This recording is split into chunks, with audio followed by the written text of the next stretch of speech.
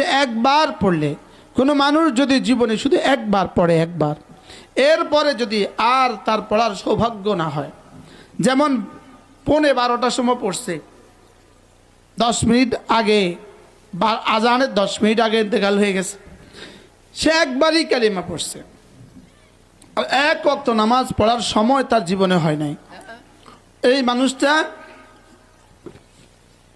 10 দুনিয়া বরাবর জান্নাতের মালিক হবে। আর আপনার যদি বিশ্বাস না হয়, আপনি বলবেন আমার বিশ্বাস হয় না, তো বিশ্বাস না হলে কি হবে এটা আপনি বলেন।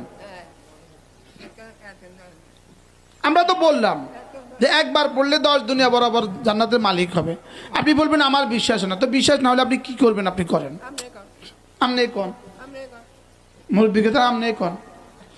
আমি তো কইছি, আমি যা কইছি একবার পড়লে 10 দুনিয়া বরাবর জান্নাত হবে। বলেন, তুই নিচে বসো, নিচে বসো, মনোযোগ দিয়ে বলেন, শোনো বাবা, অল্প সময়। একবার পড়লে কি হবে বলেন? 10 দুনিয়া বরাবর জান্নাত। আচ্ছা, একবার পড়লে যদি 10 টাকা দিত তাহলে কয়বার পড়তা?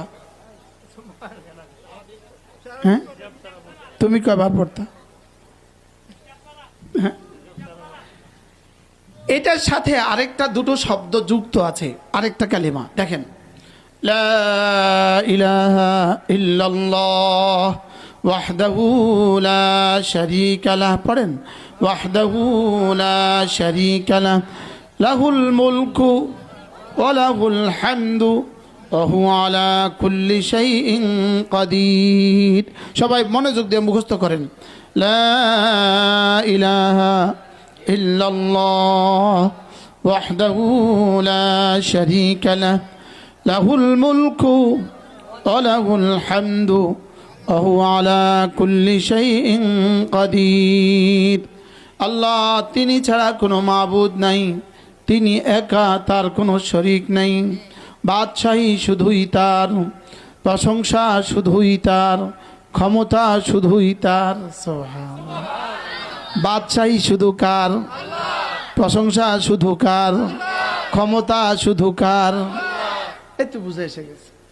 যদি এই কালিমাটা বাংলাদেশের 18 কোটি মুসলমান, সমস্ত বালেগ পুরুষগুলো, বালেগ নারীগুলো যদি এই কালিমাটা প্রতিদিন বিশ্বাসের সাথে পড়তো, এটার উপরে যদি এই জাতির বিশ্বাস হয়ে যেত, তো হইতে পারে এই জাতি বাইতুল মুকাররমের খতিবকে এই জাতির আমিরুল মুমিনিন বানায় দিত।